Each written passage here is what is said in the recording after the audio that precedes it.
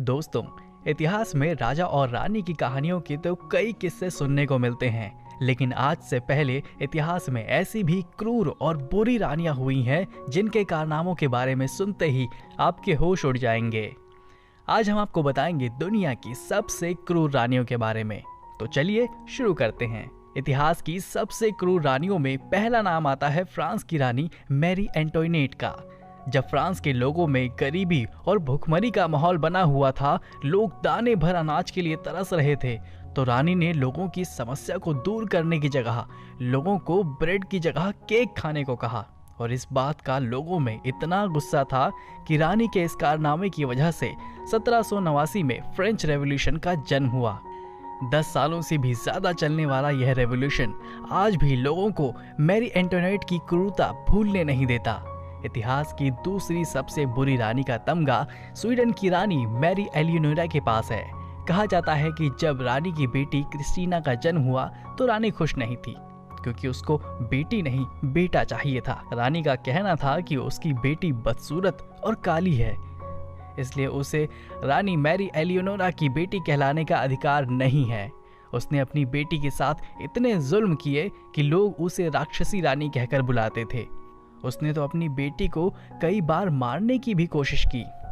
इतना ही नहीं, उसने तो अपनी बेटी को अपने मरे हुए पति की लाश के साथ तक सुलाया। आखिर कौन सगी माँ ऐसा करती है अपने बच्चों के साथ? इसी लिस्ट में एक और रानी शामिल है, एथेंस की रानी एप्रिंस इरेने, जिसने अपने बेटे की जगह खुद ही कई सालों तक एथेंस पर राज किया।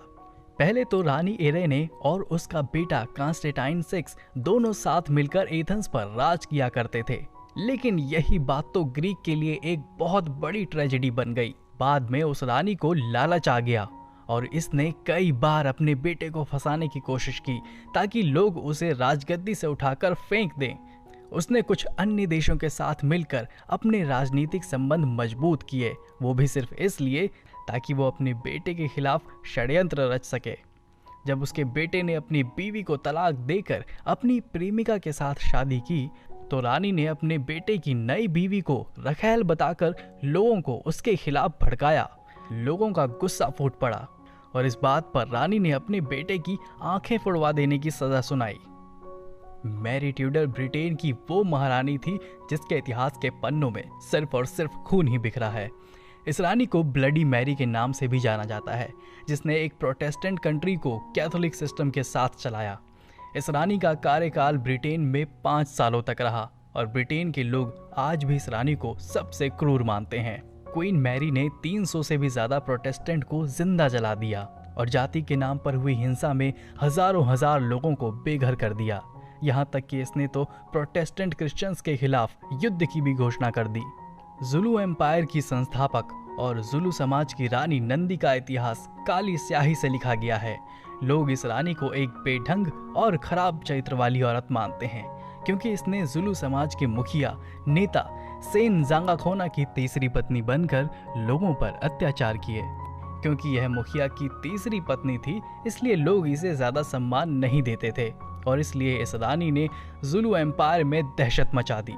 रानी नंदी ने उन सब लोगों से बदला लिया जिन्होंने उसके बेटे और उसके साथ बुरा बर्ताव किया था। उसने अपने बेटे को कभी शादी नहीं करने दी ताकि वह रानी बनी रहे और उसका बेटा कभी राजा ना बन पाए। इसका मकसद साफ था कि रानी लोगों को तड़पा तड़पा के हर रोज थोड़ा थोड़ा मारना चाहती थी। वो जेशियन चाइना के इतिहास में अकेली महिला रानी हुई है जिसके पास बेहिसाब ताकत और क्रूरता का भंडार था। रानी जेशियन ने जबरदस्ती चाइना का शासन हासिल किया था। अपना राज्य और अपना शासन बचाने के लिए वो कुछ भी कर सकती थी, और तो और उसने अपने देश के लोगों के साथ इतने जुल्म किए जिसका बखान कर पाना नामुमकिन है। इसने तो लोगों को जिंदा जलाने से लेकर बीच चौराहे पर लोगों के सिर काट देने तक की भी क्रूरता का तमगा हासिल किया है। इसके राज्य में इसका कोई विरोध नहीं कर सकता था। जब भी उसके बेटे बेटियां पोते पोतियां वगैरह रानी का विरोध करने की कोशिश करते, तो ये क्रूर रानी अपने ही परिवार वालों को मरवा दिया करती थी।